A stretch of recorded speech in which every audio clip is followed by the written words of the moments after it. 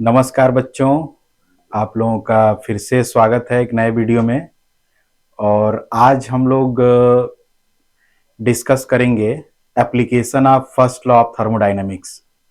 तो पहले मैं आप लोगों को कुछ बेसिक बातें बताऊंगा उसके application, first law of thermodynamics के एप्लीकेशन से पहले कुछ चीज़ें रिकॉल करेंगे हम लोग, जो अर्लियर टॉपिक्स हैं थर्मोडायनेमिक्स केटीजी के अंदर जो आप लोग पढ़ते हैं उसको रिकॉल करके, और फिर हम लोग फर्स्ट लॉ ऑफ थर्मोडायनेमिक्स को क्या क्या एप्लीकेशन है उसको हम लोग देखेंगे, कैसे कैसे उसमें क्वेश्चंस डिफरेंट एग्जामिनेशन में पूछे जाते हैं। हमें दो चीज रिकॉल करने की जरूरत है।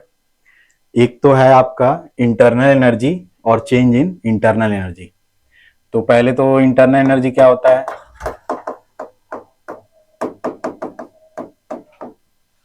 इंटरनल एनर्जी जो होता है, जिसको यू से रिप्रेजेंट करते हैं किसी भी आइडियल गैस सिस्टम का, वो आपका होता है F/2 nRT। तो जो चेंज इन इंटरनल एनर्जी हो जाएगा वो क्या हो जाएगा?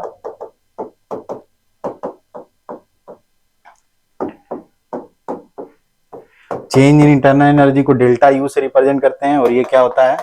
F/2 nR delta T. और यहाँ पे इन सब का क्या मतलब है आप जान ही रहे हैं। F का मतलब क्या है? Degree of freedom. और जो आपका N है वो तो आपका नंबर ऑफ मोल है ही है। R गैस कांस्टेंट है, बताने की जरूरत नहीं है। और T जो है आपका टेम्परेचर है, टेम्परेचर इन केल्विन। बाकी जो डेल्टा टी है उसको हम लोग क्या बोलते हैं? चेंज इन टेम्परेचर, यानी कि final temperature minus initial temperature, change in temperature. ठीक है, तो ये चीज है जो रिकॉल करने की जरूरत है। और दूसरी चीज है work done by gas, work done by gas in different thermodynamic process. ठीक है, तो एक बार हम लोग जितने इंपॉर्टेंट थर्मोडायनेमिक प्रोसेस हैं उसमें वर्क डन क्या क्या होता है उसको हम लोग देख लेते हैं।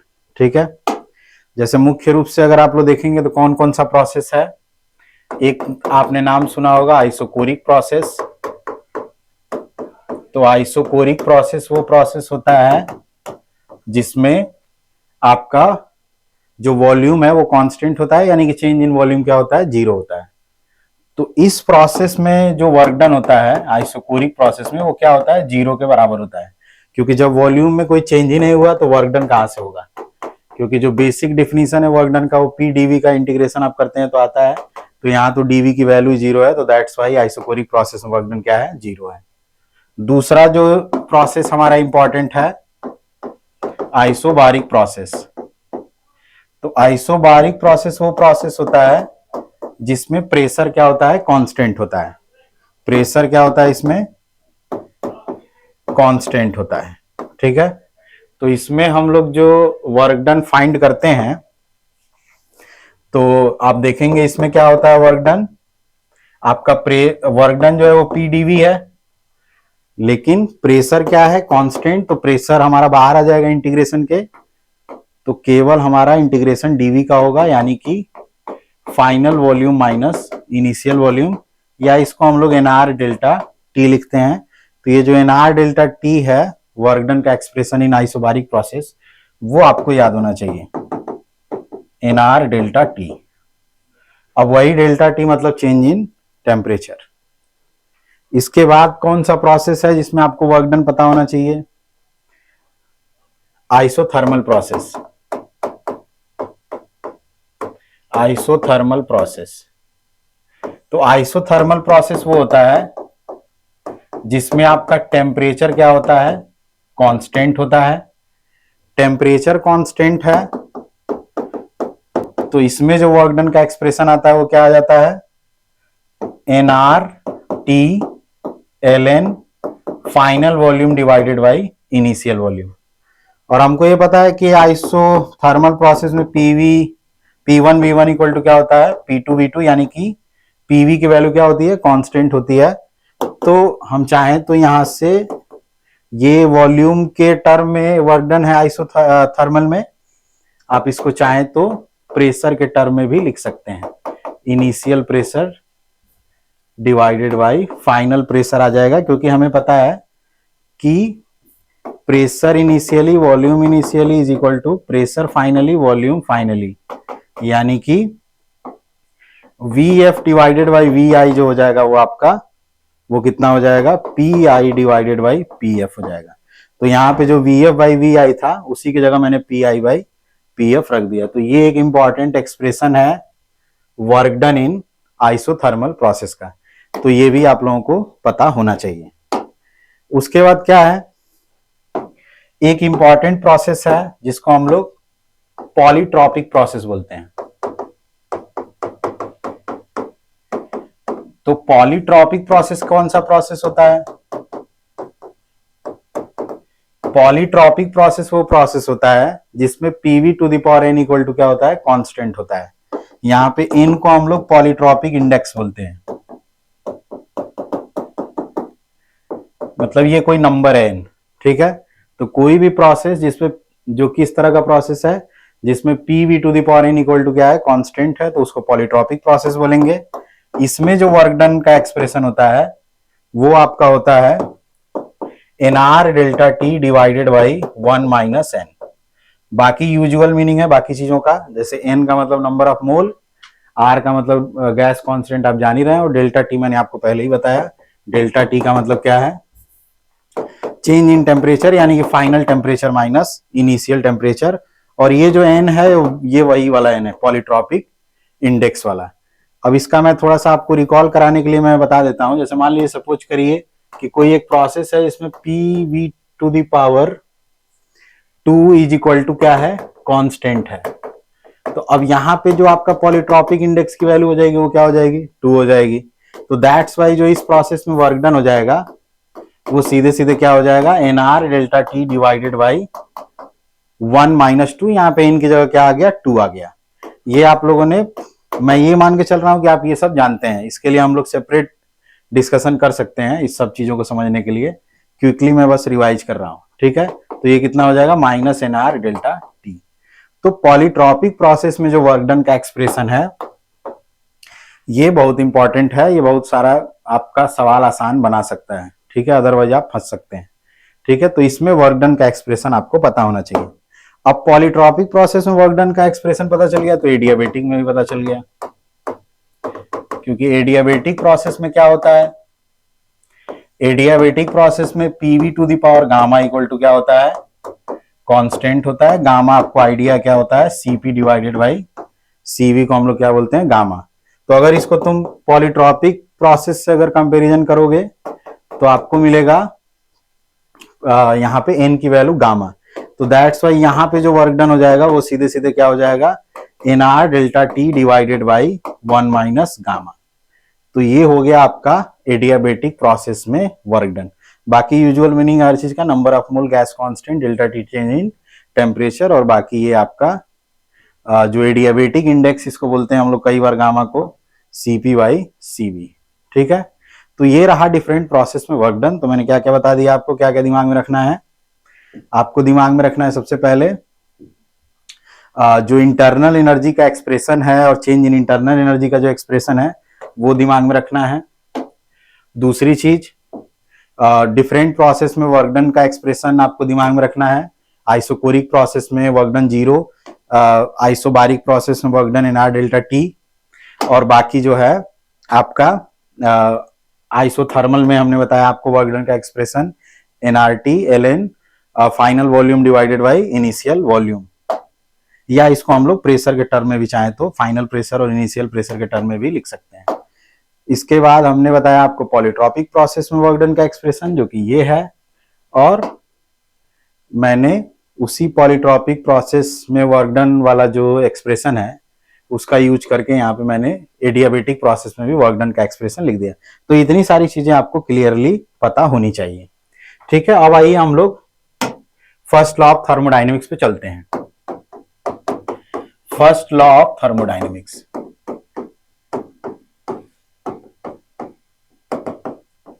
तो फर्स्ट लॉ ऑफ थर्मोडायनेमिक्स क्या बोलता है कि भाई अगर कोई भी मान लो गैस सिस्टम है एक, ठीक है, कोई भी गैस सिस्टम है, पहली बात तो मैं बता दूं कि फर्स्ट लॉ ऑफ थर्मोडायनेमिक्स जो है वो बेस्ड है ऑन कंजर्वेशन ऑफ एनर्जी।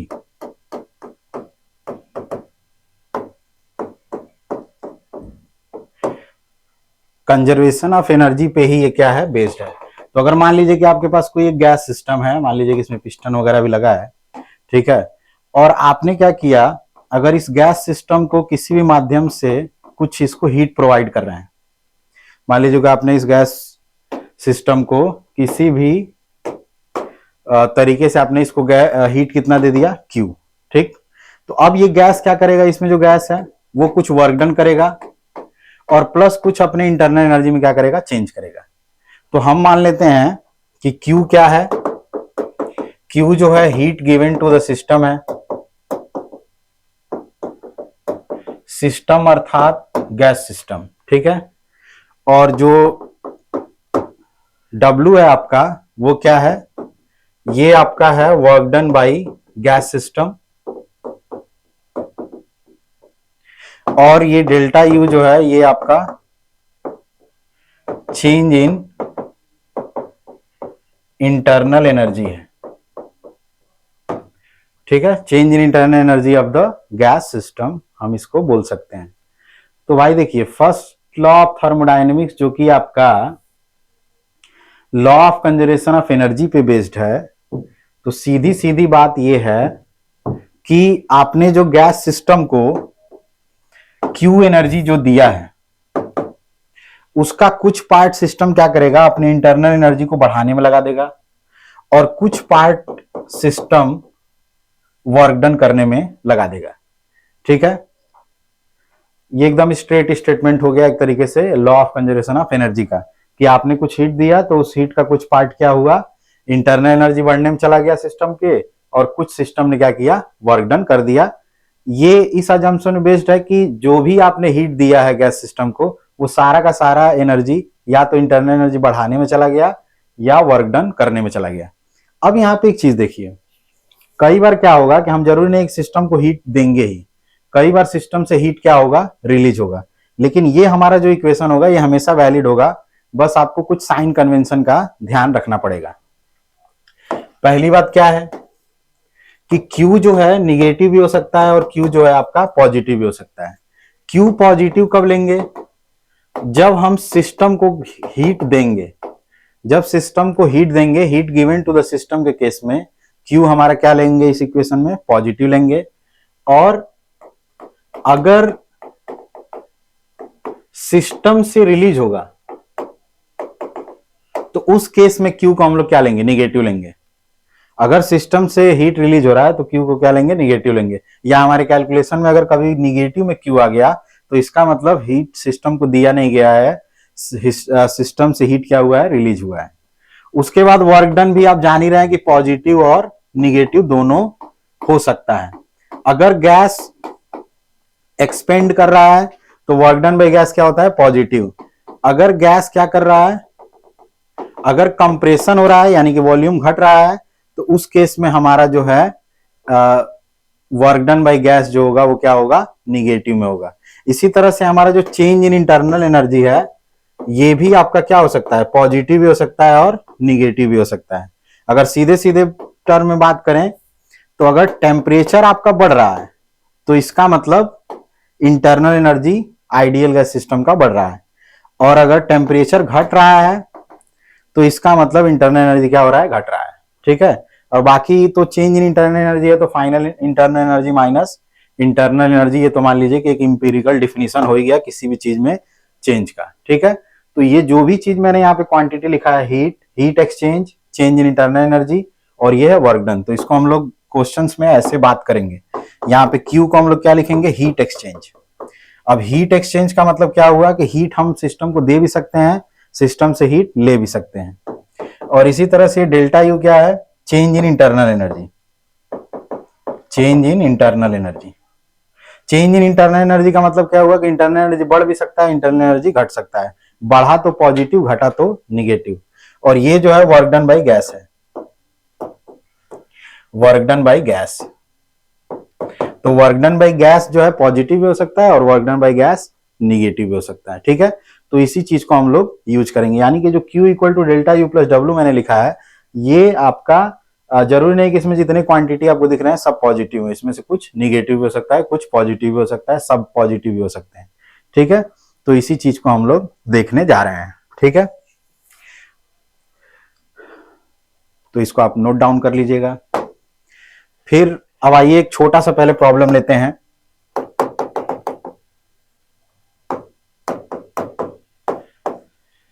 मान लीजिए मैंने आपसे ये कहा कि 100 जूल या 100 calorie heat has been given to a monoatomic gas system through isobaric process.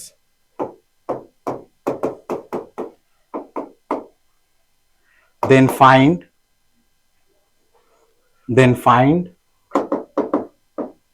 change in internal energy of the gas system. ये मान लीजिए कि हमें करना है पता। तो इसमें क्या बोला गया है क्वेश्चन में कि आपने 100 कैलोरी हीट क्या किया है, गैस सिस्टम को आपने दिया है, और गैस सिस्टम क्या है, एक मोनोएटॉमिक गैस का गैस सिस्टम है, यानी कि आपने हीट कितना दिया है 100 कैलोरी। तो हमारे कन्वेंशन के अकॉर्डिंग आपने हीट दिया है, तो दैट्स वाई हमें क्या लिखना पड़ेगा, पॉजिटिव में।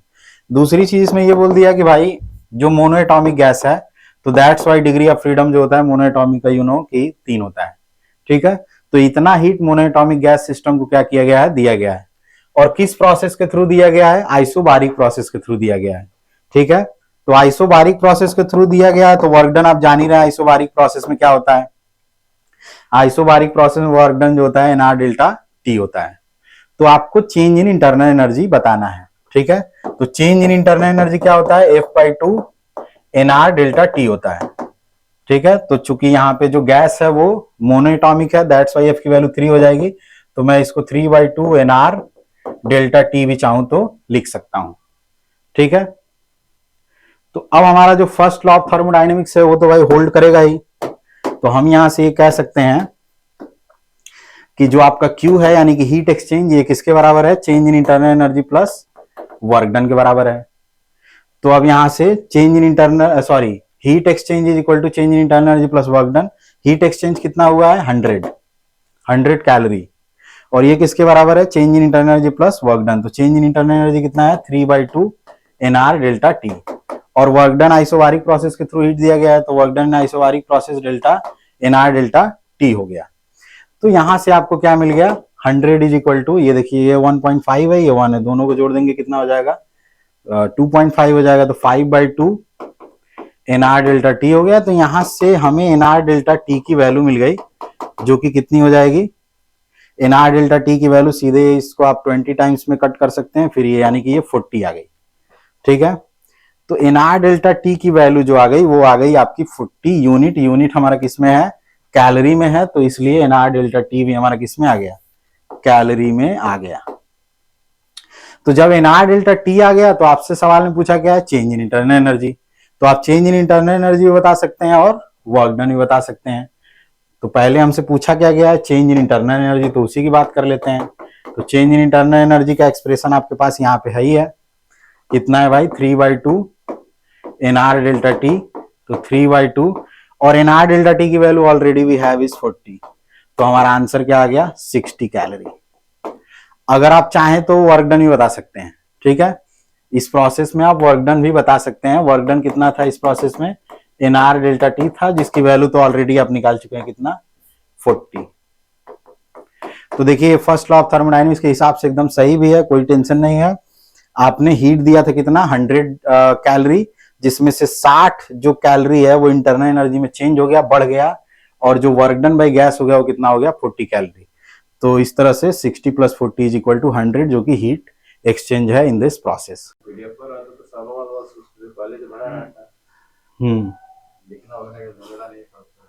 हाँ वही ना। स्टार्ट। आइए अब अगला सवाल देखते हैं।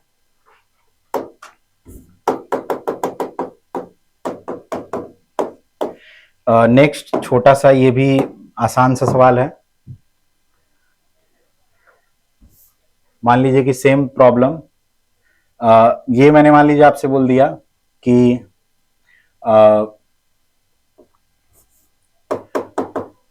Heat given to a gas system, given to a monoatomic gas system, monoatomic gas system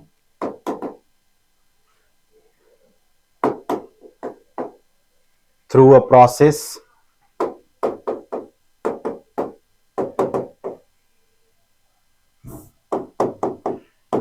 in which Pt equal to constant is 200 joule. ठीक है, तो क्या बोला गया कि heat given to a monoatomic gas system through a process is 200 joule. और वो process क्या है? वो ऐसा प्रोसेस है जिसमें Pt इक्वल टू क्या है? कांस्टेंट है। Then find work done by gas system in this process।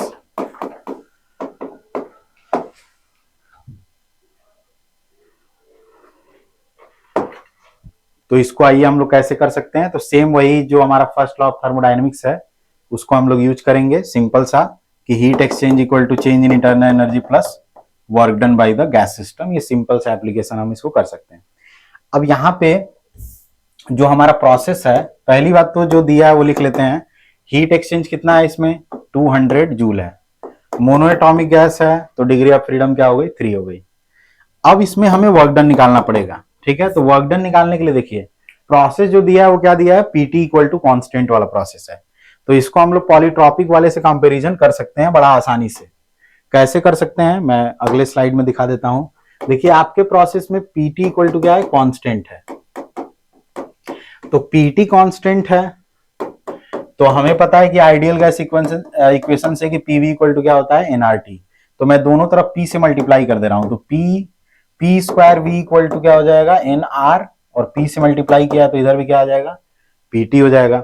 अब यहां पे बोल दिया इस प्रोसेस में कि पीटी क्या है? कांस्टेंट है।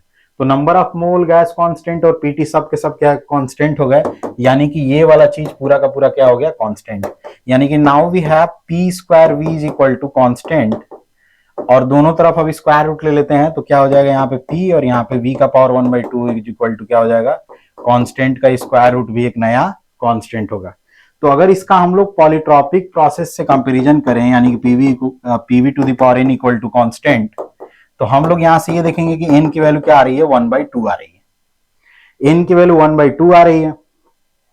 तो इस प्रोसेस में जो वर्क डन होता है पॉलीट्रॉपिक प्रोसेस में nr delta t divided by 1 minus n होता है। और इसमें हमने n की वैल्यू कितनी निकाल ली है? 1/2। तो यहां से क्या हो जाएगा? Work done nr delta t divided by 1 minus n की जगह 1/2, यानी क्या आ गया? 2 times of nr delta t।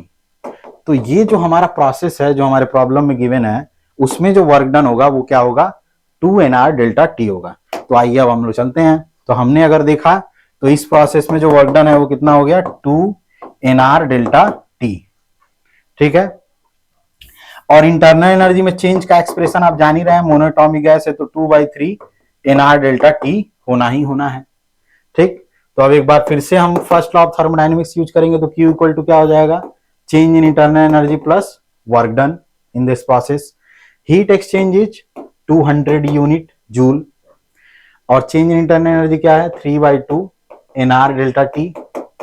और वर्क डन कितना है भाई इस प्रोसेस में? 2 nr डेल्टा t है। तो ये आपका 1.5 है, ये क्या है? 2 है। तो दोनों को ऐड करेंगे तो क्या हो जाएगा?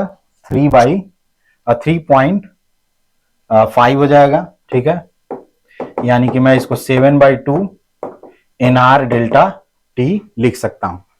तो यहां से हमें NR डेल्टा T की वैल्यू मिल जाएगी। तो NR डेल्टा T की वैल्यू कितनी मिल जाएगी? 400 डिवाइडेड बाई 7। इतनी जूल जो है हमें मिल गई NR डेल्टा T की वैल्यू। तो हमसे क्या पूछा गया? वर्क डन बाई गैस पूछा गया है। तो जब NR डेल्टा T की वैल्यू आ गई तो वर्क डन बाई गैस भी आ गया। ठीक है, क्योंकि वर्क डन बाई गैस क्या होता है, जो गिवन प्रोसेस है उस प्रोसेस में वर्क डन बाई गैस हम लोग निकाल चुके हैं, कितना है? 2NR delta T। तो बस यही रख दीजिए, NR डेल्टा T की वैल्यू ये है 400 डिवाइडेड बाई 7। तो ये आंसर हम लोग कितना हो गया? 800 डिवाइडेड बाई 7 जूल। तो ये हो गया हमारा वर्क डन बाई गैस। इस प्रोसेस में हम लोग इंटरनल एनर्जी भी चाहते तो फाइंड आउट कर सकते थे।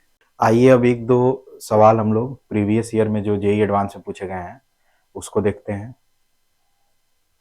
तो जैसे ये एक सवाल है आपका 2018 जेईई एडवांस में पूछा गया है, जो कि बहुत ही सिंपल सा प्रॉब्लम है मल्टीपल करेक्ट से। तो इसमें क्या बोला गया है कि इसमें बोला गया है कि 1 mole of a monoatomic ideal gas undergoes a cyclic process as shown in the figure। ठीक है, तो V जहां पे बताया कि वॉल्यूम है और T क्या है? टेम्परेचर है। यानी कि एक साइक्लिक प्रोसेस है जिसका आपका VT कर्व गिवन है, मतलब टेम्परेचर का वेरिएशन दिया गया है वॉल्यूम के साथ। ठीक है, तो 4 स्टेप्स में ये प्रोसेस है, फर्स्ट, सेकेंड, थर्ड और फोर्थ। तो आपको बताना है कि which of the following statements below is are true. तो ये 4 स्टेटमेंट दिया है जिसमें से कौन सा सही है, कौन सा गलत, कौन कौन सही है, यही बताना है। ठीक है, तो पहला स्टेटमेंट अगर हम लोग देखते हैं तो क्या बोला गया है कि process 1 is an isochoric process. तो ये है आपका प्रोसेस 1। तो प्रोसेस 1 को बोल रहा है कि आइसोकोरिक प्रोसेस है। तो ये तो सीधे सीधे गलत है, क्योंकि आइसोकोरिक प्रोसेस तो भाई वो प्रोसेस होता है जिसमें आपका वॉल्यूम क्या होना चाहिए? कांस्टेंट होना चाहिए। अब वॉल्यूम कांस्टेंट होगा तो कभी भी आप टेम्परेचर का वेरिएशन वॉल्यूम के साथ दिखाएंगे तो वो ऐसे होना चाहिए, एक वर्टिकल लाइन आना चाहिए। ये वॉल्यूम वाले एक्सिस के वर्टिकल लाइन आना चाहिए, क्योंकि वॉल्यूम क्या है? कांस्टेंट। तो ये जो प्रोसेस 1 है ये वर्टिकल तो है नहीं, तो दैट्स वाई ये पहला वाला तो ऑप्शन करेक्ट नहीं होगा। ठीक, जो दूसरा वाला ऑप्शन है उसमें क्या बोला है कि in process second gas absorb heat. तो जो दूसरा वाला प्रोसेस है उसमें गैस क्या कर रहा है? हीट एब्जॉर्ब कर रहा है, ये बताना है। तो मैंने आपको जो फर्स्ट लॉ ऑफ थर्मोडायनेमिक्स बताया है उसमें मैंने बोला कि अगर हीट प्लस में आ गया, जो हमारा Q इक्वल टू क्या था? Delta U plus W। तो इसमें अगर जो ये आपका Q है ये अगर प्लस में आ गया तो इसका मतलब गैस हीट क्या कर रहा है? एब्जॉर्ब कर रहा है। तो इसमें हम लोग चेक कर ले रहे हैं। तो जो ये सेकेंड वाला प्रोसेस है इसमें अगर आप देखेंगे तो टेम्परेचर क्या है? फिक्स है। टेम्परेचर आपका क्या है? फिक्स है। लेकिन वॉल्यूम आपका क्या हो रहा है? बढ़ रहा है। ठीक है, तो टेम्परेचर फिक्स है, वॉल्यूम बढ़ रहा है, यानी कि वर्क डन तो आपका पॉजिटिव ही हो रहा है, क्योंकि जब भी एक्सपेंशन होता है तो वर्क डन क्या होता है? पॉजिटिव होता है। दूसरी चीज क्या है कि टेम्परेचर फिक्स है। तो टेम्परेचर फिक्स है तो जो इंटरनल एनर्जी में चेंज है वो क्या है? आपका जीरो है। टेम्परेचर फिक्स होने से इंटरनल एनर्जी में चेंज क्या हो गया? जीरो। तो इंटरनल एनर्जी में चेंज हो गया जीरो, बट वर्क डन क्या हो गया? पॉजिटिव। तो जब पॉजिटिव में जीरो ऐड करेंगे तो Q की वैल्यू जो आनी है अकॉर्डिंग टू फर्स्ट लॉ वो तो पॉजिटिव ही आनी है। पॉजिटिव आया यानी कि गैस क्या किया? हीट एब्जॉर्ब किया, यानी कि दूसरा वाला सही है। तीसरा ऑप्शन देखते हैं। थर्ड ऑप्शन में बोला है कि इन प्रोसेस 4 जो गैस है वो क्या कर रहा है? हीट रिलीज कर रहा है। ठीक है, तो सेम लॉजिक से अब आएंगे आप 4 वाले में। तो इसमें देखो क्या हो रहा है, इसमें आपका वॉल्यूम क्या हो रहा है? कम हो रहा है। तो इसमें वॉल्यूम कम हो रहा है यानी कि वर्क डन बाई जो गैस है वो तो निगेटिव में आएगा। भाई आपका वॉल्यूम क्या हो रहा है? कम, यानी कंप्रेस, तो वर्क डन बाई गैस क्या होगा? निगेटिव। दूसरी चीज ये भी आइसोथर्मल प्रोसेस है, तो इसमें भी इंटरनल एनर्जी में चेंज होगा, इसमें भी इंटरनल एनर्जी में चेंज आपका जीरो होगा। तो वो आपका इंटरनल एनर्जी में चेंज हो गया जीरो और वर्क डन क्या आ गया? निगेटिव आ गया, यानी कि ओवरऑल जो Q क्या आएगा? निगेटिव में आएगा। निगेटिव में Q आने का मतलब हीट गैस क्या कर रहा है? रिलीज कर रहा है, यानी कि ये तीसरा ऑप्शन भी आपका सही है। चौथे वाले ऑप्शन में आते हैं। इसमें क्या कि जो प्रोसेस फर्स्ट है और जो आर नॉट आइसोबारिक प्रोसेस। ठीक है, मतलब फर्स्ट और थर्ड वाला जो आइसोबारिक प्रोसेस नहीं है। तो ये आपका है फर्स्ट वाला प्रोसेस और ये है थर्ड प्रोसेस, तो ये आइसोबारिक नहीं है। तो अब एक चीज देखो, आइसोबारिक प्रोसेस में होता क्या, पीवी इक्वल टू क्या होता है, एनआरटी। अगर आइसोबारिक प्रोसेस है यानी कि प्रेशर क्या हो गया, कांस्टेंट हो गया। अगर प्रेशर कांस्टेंट होगा, प्रेशर अगर कांस्टेंट होगा तो इसका मतलब जो आपका टेम्परेचर और वॉल्यूम है वो डायरेक्टली प्रोपोर्शनल वाला रिलेशन आ जाएगा।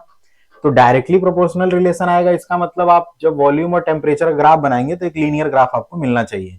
लेकिन जो पहला और थर्ड वाले का जो वॉल्यूम और टेम्परेचर के बीच का ग्राफ है वो लीनियर तो है नहीं, वो तो एक कर्व ग्राफ है।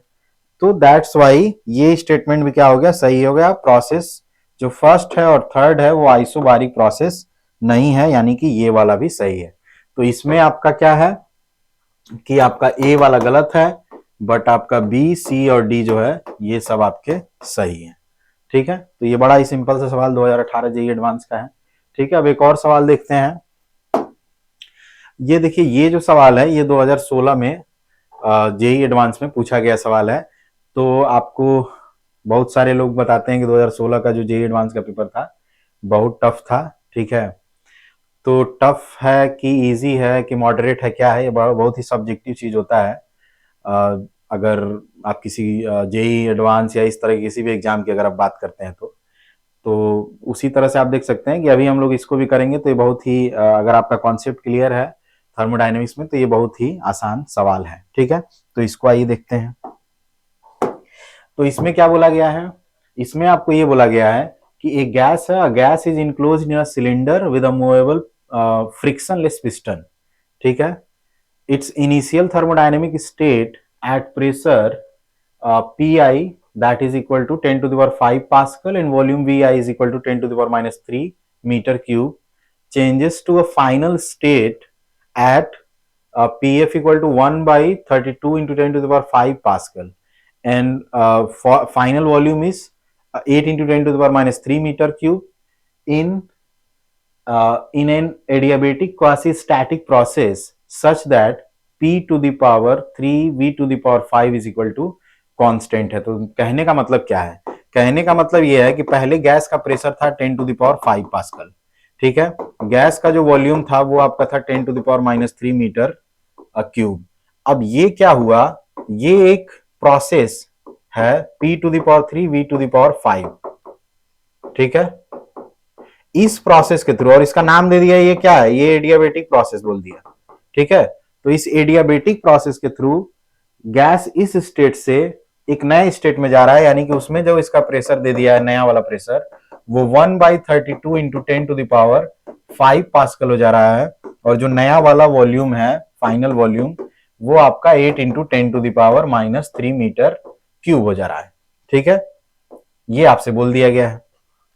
ठीक है ना, और ये किस प्रोसेस के थ्रू किया गया है, एडियाबेटिक प्रोसेस के थ्रू किया गया है, जिसमें ये बोल दिया गया कि P to the power 3 V to the power 5 is equal to क्या है, कांस्टेंट है। तो यार यहां से देखो, एडियाबेटिक प्रोसेस में आपको पता है ना कि क्या होता है, PV to the power gamma equal to क्या होता है, कांस्टेंट होता है। ठीक है, तो एक तो यहाँ पे जो गैस है उसका गामा क्या होगा वो हमें ऑलरेडी पता चल जाएगा। ठीक है, बहुत ही आसानी से। कैसे, क्योंकि हमें दे चुका है कि ये जो प्रोसेस है एडियाबेटिक, इसमें P to the power 3 V to the power 5 is equal to क्या है, कांस्टेंट है। ठीक है, तो अगर देखो दोनों तरफ मैं क्या करूं कि 1/3 अगर दोनों तरफ पावर 1/3 ले लूं तो यहाँ पे P to the power 5/3 is equal to क्या आ जाएगा, कांस्टेंट आ जाएगा। यानी कि यहां से हम अगर एडियाबेटिक वाले प्रोसेस में जो PV to the power gamma होता है कांस्टेंट, उससे अगर हम कंपैरिजन करें तो गामा की वैल्यू 5/3 आ रही है। ठीक है, अब गामा की वैल्यू 5/3 आ रही है, यानी कि क्लियर बात है कि यहाँ पे जो हमारा डिग्री ऑफ फ्रीडम होगा गैस का, जो भी गैस है वो 3 होगा डिग्री ऑफ फ्रीडम, क्योंकि जो गामा की वैल्यू है वो मोनो एटॉमिक गैस के लिए आपका 5/3 होता है। तो यहां से हम लोगों को इनडायरेक्टली एक तरीके से तुम्हें गामा दे दिया। ठीक है, यानी कि डिग्री ऑफ फ्रीडम, तो ये जो भी गैस है उसका डिग्री ऑफ फ्रीडम क्या है, 3 है। वैसे भी आप देख सकते हैं कैसे, आप जानते हैं कि जो गामा होता है वो क्या होता है, 1 + 2/f होता है। तो यहाँ पे गामा की वैल्यू आपका 5/3 है, रख दीजिए तो f की वैल्यू 3 आ जाएगी। ठीक है, तो ये हो गया, तो इतनी बात समझ में आई। दूसरी बात क्या है, अब आगे क्या बोला है कि consider another thermodynamic process that brings the system from the same initial state to the same final state in 2 step. अब एक दूसरी बात बोल रहा है, दूसरी बात क्या बोल रहा है कि गैस को इस सेम इनिशियल स्टेट से इस सेम फाइनल स्टेट में हमको लाना है, लेकिन अब किसी दूसरे प्रोसेस के थ्रू लाना है जो कि 2 स्टेप प्रोसेस है। ठीक है, तो वो 2 स्टेप प्रोसेस क्या है? पहला जो प्रोसेस है उसमें क्या बोल दिया है, तो एक बार और देख लेते हैं। Consider another thermodynamic process that brings the system from the same initial state to the same final state in the 2 steps. First step क्या है? An isobaric expansion at P I followed by an isochoric process at volume V F. ठीक है, तो क्या करना है आपको? पहला जो प्रोसेस बोला है वो बोला है कि आइसो बारीक प्रोसेस है, यानी कि प्रेशर कांस्टेंट रखना है, और वो कितना प्रेशर रखना है? वो आपका पी आई प्रेशर रखना है। तो पी आई प्रेशर पे आपको क्या करना है? एक्सपेंशन करना है पहले। ठीक है, isobaric expansion P I pressure पे, और फिर क्या करना है? आइसोकोरिक प्रोसेस फिर हो रहा है, और आइसोकोरिक प्रोसेस में जो आपका वॉल्यूम रह रहा है वो कितना रह रहा है भाई? वॉल्यूम कांस्टेंट है, तो वो कांस्टेंट वॉल्यूम क्या है? जो फाइनल वॉल्यूम है स्टेट का। ठीक है ना, वो तो आपको बताना है कि the amount of heat supply to the system in the 2 step process is approximately. तो ये जो दूसरा वाला प्रोसेस है जिसके थ्रू हम इस इनिशियल स्टेट से इस फाइनल स्टेट तक जा रहे हैं, उस 2 स्टेप प्रोसेस में जो हीट जो सप्लाई होगा, ठीक है, यानी कि हीट एक्सचेंज की बात कर रहा है, वो कितना होगा। ठीक है ना, तो आइए देखते हैं। तो अगर पहले तुम जो 2 स्टेप प्रोसेस है अगर उसका पीवी कर्व बनाओ, तो पीवी कर्व बनाएंगे तो कैसा बनेगा? देखिए पहले क्या बोला है कि आपका वॉल्यूम क्या है? पी आई है, और देखो पहले आपका प्रेशर पी आई है और वॉल्यूम कितना है? वी आई है। तो पहले ये स्टेट था गैस का, फिर कांस्टेंट प्रेशर पी आई पर एक्सपेंशन किया गया है, कांस्टेंट प्रेशर पी आई पर एक्सपेंशन किया गया है, और एक्सपेंशन करते करते हमारा वॉल्यूम कितना हो गया? वी एफ हो गया। ठीक है, और फिर क्या बोला है कि अब इसके बाद देखिए हमारा अगर आप देखेंगे तो initial pressure 10 to the power 5 है, और बाद वाला प्रेशर क्या हो गया है? कम हो गया है। तो जाहिर सी बात है कि अब यहां से हमें आइसोकोरिक प्रोसेस अगर के थ्रू लाना है तो प्रेशर तो कम ही करना है, यानी कि एक प्रोसेस हो गया ये, और एक दो दूसरा स्टेप प्रोसेस है जिसमें वॉल्यूम आपका क्या है? कांस्टेंट है, और कितना है वॉल्यूम? वी एफ है। तो अब आ जाएगा हमारा प्रेशर जो बन जाएगा नया वाला जो प्रेशर होना चाहिए वो वी फाइनल होना चाहिए। ठीक है, तो एक बार सारा चीज हम लोग लिख लेते हैं। देखिए नया प्रेशर जो पुराना प्रेशर था वो 10 टू द पावर 5 था, और वॉल्यूम 10 टू द पावर 3 था। ठीक है, ये प्रेशर कितना था? 10 टू द पावर 5 पास्कल में, और जो वॉल्यूम था वो 10 टू द पावर -3 था। ठीक है, मीटर क्यूब में। ठीक है ना, और फाइनल हो गया आपका 1/3 ये 10 to the power 5 divided by 32, और ये 8 टाइम्स। ठीक है, तो वॉल्यूम आपका 8 टाइम्स हो गया फाइनल, और ये जो आपका हो गया 1/32 हो गया। ठीक है, तो ये सिनेरियो है। तो फिर से देखिए यही 2 स्टेप प्रोसेस है, एक आइसोबारिक प्रोसेस और isochoric process, same in state से, यानी कि जब हमारा प्रेशर 10 टू द पावर 5 और वॉल्यूम 10 टू द पावर -3 था, उससे हम आ गए हैं जब प्रेशर हमारा 1/32 इंटू 10 टू द पावर 5 है, और जो वॉल्यूम आपका हो गया वो 8 टाइम्स हो गया, यानी कि 8 into 10 to the power -3 meter cube हो गया है।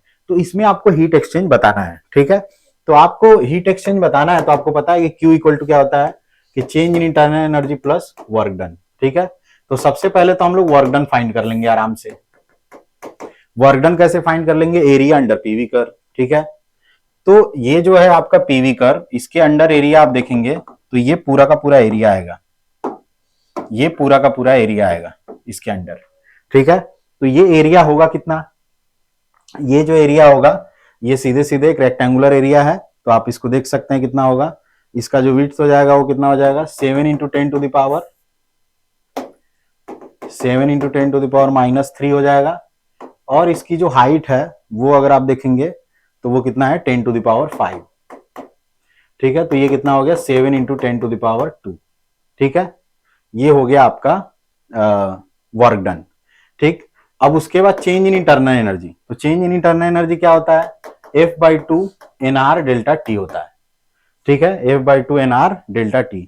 और दूसरी चीज, एक चीज और हमें दिमाग में रखना है जो कि बहुत ही बेसिक बात है कि पीवी इक्वल टू क्या होता है, एनआरटी होता है। पीवी इक्वल टू एनआरटी होता है। तो जब पीवी इक्वल टू एनआरटी है तो जो चेंज इन पीवी होगा वो आपका N R change in T होगा। ठीक है, यानी कि एनआरटी की जगह हम लोग चेंज इन पीवी लिख सकते हैं। अब चेंज इन पीवी का मतलब क्या हुआ, final PV minus initial PV equal to N R delta T. तो कभी भी अगर आपको एन आर डेल्टा टी दिखे तो आप उसके जगह final volume final pressure minus initial volume initial pressure आप लिख सकते हैं। तो मैं यहाँ पे यही लिख दूंगा F/2, क्योंकि हमारा यहाँ पे टेम्परेचर की तो बात है नहीं, हमें वो तो जानकारी है नहीं। तो एन आर डेल्टा टी की जगह मैं क्या लिख दूंगा, सीधे P2 V2 minus P1 V1। ठीक है, तो अब आइए कैलकुलेशन कर लेते हैं। अभी हमने आपको बताया कि जो गैस है उसका डिग्री ऑफ फ्रीडम कितना निकला है, 3। तो गैस का डिग्री ऑफ फ्रीडम हो गया 3। और P2V2 मतलब फाइनल स्टेट वाला। ठीक है, तो फाइनल स्टेट में P2V2 की वैल्यू देखेंगे तो क्या है, यहाँ पे P की वैल्यू है 10⁵ डिवाइडेड बाई 32 और V की वैल्यू कितनी है 8 मल्टीप्लाइड बाई 10⁻⁻3।